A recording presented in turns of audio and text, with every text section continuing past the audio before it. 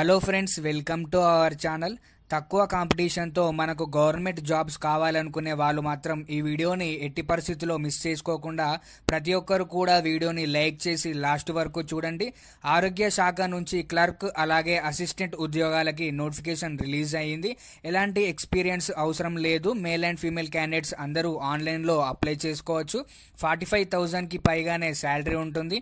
అన్ని డీటెయిల్స్ని ఈ వీడియోలో మీకు క్లియర్గా ఎక్స్ప్లెయిన్ చేస్తాను. సో ప్రతి ఒక్కరు కూడా లైక్ చేసి ఒక చిన్న సపోర్ట్ ఇవ్వండి. మీకోసం ఎంతో ఎఫర్ట్స్ పెట్టి రిలీజ్ అయిన వెంటనే అప్డేట్స్ అయితే ఇస్తున్నాను కాబట్టి తప్పనిసరిగా వీడియోని లైక్ చేయండి. ఛానల్ని ఫస్ట్ టైం చూస్తున్నట్లయితే ఇప్పుడే సబ్స్క్రైబ్ చేసుకోండి. డీటెయిల్స్లోకి వెళ్లే ముందు చిన్న అప్డేట్. 10th క్లాస్ అర్హతతో పోస్టల్ శాఖలో బీపీఎం అండ్ అలాగే ఏబీపీఎం ఉద్యోగాలకి సంబంధించి జీడీఎస్ నోటిఫికేషన్ రిలీజ్ అయింది. వీడియో చూడని వాళ్ళకి పైన కార్డ్స్లో లింక్ ఇస్తున్నాను, చూడండి. ఈ నోటిఫికేషన్ సంబంధించి మనం ఇంపార్టెంట్ డేట్స్ మనం చూసుకున్నట్లయితే మనకు 25th జూలై 2025కి అయితే మనకు అప్లికేషన్ డేట్ అయితే స్టార్ట్ అవుతుంది. అంటే మనకు అప్లికేషన్ డేట్ ఆల్రెడీ ఎప్పుడో స్టార్ట్ అయిపోయింది. అలాగే మన లాస్ట్ డేట్ మనం చూసుకున్నట్లయితే 14th ఆగస్ట్ వరకు అయితే మనకు లాస్ట్ డేట్ అనేది ఉంది. అలాగే ఇక్కడ హాల్ టికెట్ సంబంధించినటువంటి డేట్ చూసుకున్నట్లయితే 8th సెప్టెంబర్ రోజు అయితే మీకు హాల్ టికెట్ అయితే పబ్లిష్ అవుతుందని అయితే ఇక్కడ క్లియర్గా వాళ్ళైతే ఇవ్వడం జరిగింది.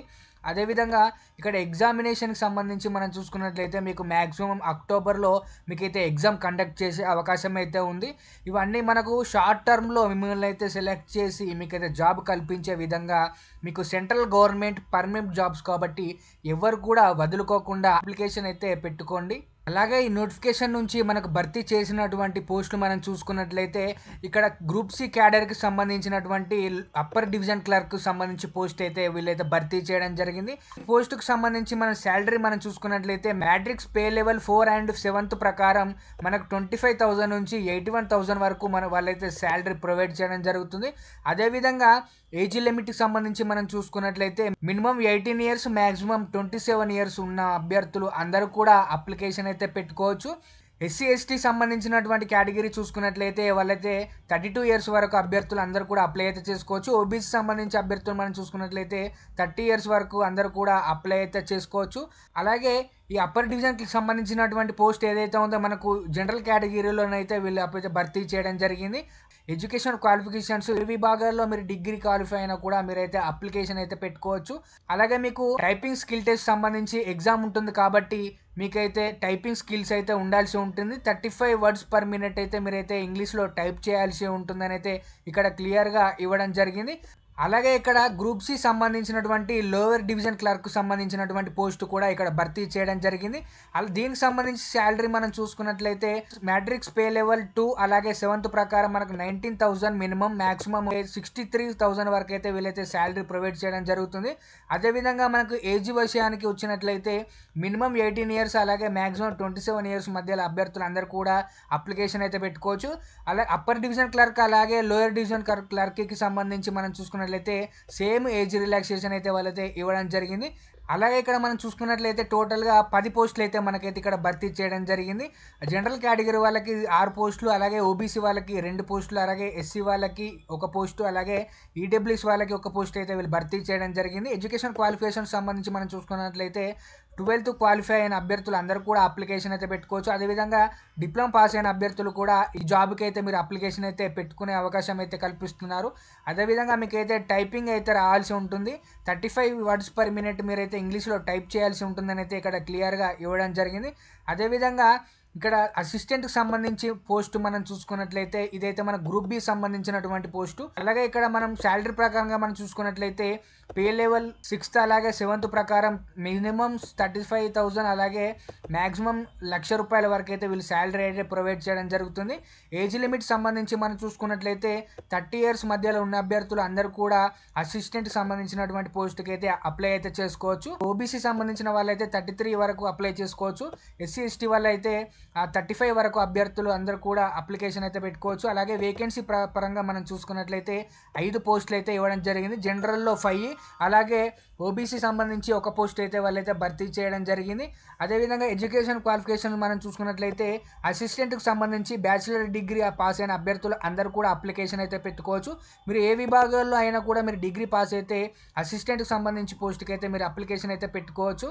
అదేవిధంగా మీకైతే కంప్యూటర్ సంబంధించి నాలెడ్జ్ అయితే ఉండాల్సి ఉంటుందని అయితే ఇక్కడ క్లియర్గా ఇవ్వడం జరిగింది. అసిస్టెంట్కి సంబంధించి జనరల్ కేటగిరీలో మనకైతే పోస్టులు భర్తీ చేయడం జరిగింది కాబట్టి అన్ని క్యాస్ట్ల వాళ్ళైతే దీనికైతే అప్లికేషన్ అయితే పెట్టుకునే అవకాశం అయితే ఉంది. అదేవిధంగా ఈ నోటిఫికేషన్ సంబంధించి సెలక్షన్ ప్రాసెస్ మనం చూసుకున్నట్లయితే అప్పర్ డివిజన్ క్లర్క్కి సపరేట్ ఎగ్జామినేషన్ ప్యాటర్న్, అలాగే లోవర్ డివిజన్ క్లర్క్కి సంబంధించి కూడా వాళ్ళు సపరేట్ ఎగ్జామినేషన్ ప్యాటర్న్ అయితే ఇవ్వడం జరిగింది. అలాగే ఇక్కడ మనం చూసుకున్నట్లయితే అసిస్టెంట్కి సంబంధించి సెక్షన్ వారీగా వాళ్ళైతే ఇవ్వడం జరిగింది.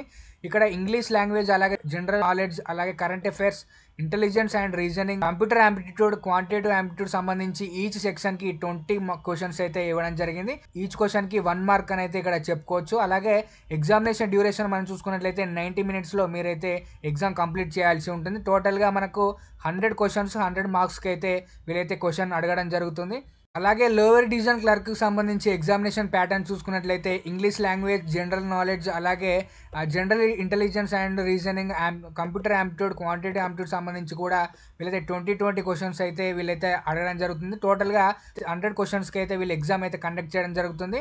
ఇక్కడ 90 మినిట్స్లో మీరైతే ఎగ్జామ్ అయితే కంప్లీట్ చేయాల్సి ఉంటుంది. అలాగే ఎవరైతే సిబిటి ఎగ్జామ్ ఎవరైతే క్వాలిఫై అవుతారో వాళ్ళకైతే టైపింగ్కి సంబంధించినటువంటి స్కిల్ టెస్ట్ అయితే వీళ్ళైతే కండక్ట్ చేయడం జరుగుతుందని అయితే ఇక్కడ క్లియర్గా ఇవ్వడం జరిగింది. 35 వర్డ్స్ పర్ మినిట్ అయితే మీరైతే ఇంగ్లీష్లో ఎంటర్ చేయాల్సి ఉంటుంది. అలాగే కింద మనం చూసుకున్నట్లయితే ఎగ్జామినేషన్కి సంబంధించి వాళ్ళైతే డీటెయిల్డ్గా సిలబస్ అయితే ఇవ్వడం జరిగింది. టాపిక్స్ వైజ్గా వాళ్ళైతే ఇక్కడ క్లియర్గా ఇవ్వడం జరిగింది. చూసి డీటెయిల్డ్గా చదువుకొని మీరైతే ప్రిపేర్ అయ్యి జాబ్ కొట్టే ప్రయత్నం అయితే చేయండి.